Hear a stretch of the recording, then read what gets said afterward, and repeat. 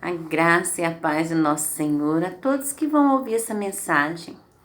Eu estou aqui meditando na palavra de Deus em João, no capítulo 10, nos versículos 27 e 28, que diz assim: as minhas ovelhas ouvem a minha voz, e eu as conheço, e elas me seguem. E dou-lhes a vida eterna, e nunca hão de perecer, e ninguém as arrebatará das minhas mãos. E eu estava meditando, porque muitas pessoas falam: como que eu vou ouvir a voz de Deus? E fico na dependência de que alguém as revele alguma coisa. Mas a palavra do Senhor é viva e eficaz, e o Senhor fala conosco através dela. E as verdadeiras ovelhas ouvem a voz do Senhor através dessas palavras, que é uma carta de Deus para nós. Mas como que eu vou ler a Bíblia se eu não consigo entender? É sobre isso que eu gostaria de falar com você. Porque a Bíblia realmente tem partes que são muito difíceis de serem entendidas. E depende do conhecimento de certas palavras. E hoje é muito fácil a gente consultar no Google, para quem não sabe o conceito, mas não passar despercebido. A pessoa ouvir uma palavra difícil, deve imediatamente ir lá no Google, no dicionário, de papel, e ver o significado para poder entender e anotar até na própria Bíblia para poder ter o significado, e quando ela for falar essa palavra para alguém, ela realmente saber do que está falando. Mas mais importante que isso é a unção do Espírito Santo, porque é Ele que nos convence da verdade. Então, antes de qualquer leitura bíblica, é muito importante que você faça uma oração e peça ao Espírito Santo para abrir o seu entendimento, porque muitas pessoas, até semi-analfabetas, conseguem entender as passagens bíblicas através da unção do Espírito Santo. Não só do conhecimento, o conhecimento às vezes até atrapalha, porque a pessoa não crê, ela lê aquilo como um livro comum, e a Bíblia não é um livro qualquer, é Deus falando ao nosso coração. Então, se você tem vontade de começar a ouvir a voz de Deus através da sua palavra, comece pelo Novo Testamento. Comece a ler Mateus, Lucas, Marcos, João, para que você comece a entender como que Jesus agia. Qual que era a proposta de Jesus ao pregar o evangelho do amor?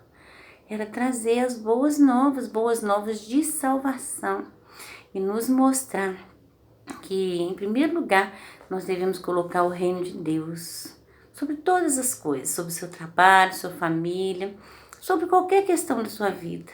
Porque quando você busca o reino de Deus em primeiro lugar, as demais coisas o Senhor acrescenta em nossa vida, porque Ele nos dá sabedoria para que a gente possa tomar as decisões mais certas.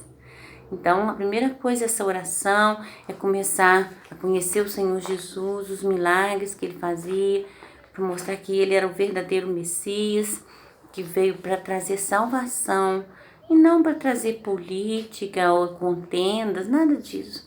Ele veio falar do amor maior, do amor do Pai. E como Ele diz aqui, aqueles que ouvem a sua voz, o seguirão, e Ele jamais os abandonará. E essa esperança que nós temos no nosso coração, que o Senhor Jesus é conosco a cada instante. E quando você começa a ler a Bíblia, começa pelos Evangelhos do Novo Testamento, depois você começa a ler lá em Gênesis, às vezes com um olhar crítico. Muitas pessoas falam: mas eu não acredito em Adão e Eva. Mas abre o seu coração para a palavra de Deus, abre o seu coração para entender o que Deus queria dizer naquele contexto, e se coloque naquela situação. E quando você se coloca naquela situação, daquela história bíblica, você começa a entender: e como eu faria naquele contexto? E se eu fosse o Adão e a Eva? E se eu fosse Noé? Se eu fosse da família do Noé? Se eu fosse um vizinho do Noé? Como que eu ia agir diante daquelas circunstâncias? E assim você começa a aprender coisas novas, e o Espírito Santo vai te convencendo das verdades. Eu espero que essa pitadinha da palavra venha te ajudar e te estimular a ler a palavra de Deus com outro olhar. Não com um olhar crítico, questionando, mas é você se colocando dentro da palavra para viver essa experiência que a Bíblia traz para nós. Por exemplo, quando você lê a parábola do filho pródigo, você pode se colocar em qual contexto? Aquele filho que se foi, que pediu herança para o pai, mesmo o pai estando vivo? Ou você é aquele filho que ficou? Como que você agiria? Então são essas questões.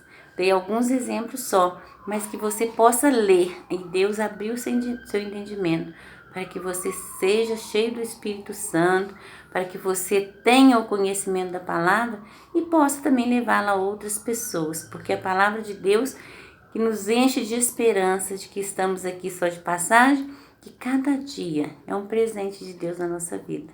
Os problemas estão aí, mas o Senhor nos fortalece para enfrentá-los de cabeça erguida, sabendo que estamos aqui de passagem, que o nosso lugar é lá ao lado do Pai. Amém? Que Deus te abençoe, te dê uma vida de muita paz, de muita alegria, em nome de Jesus. Amém?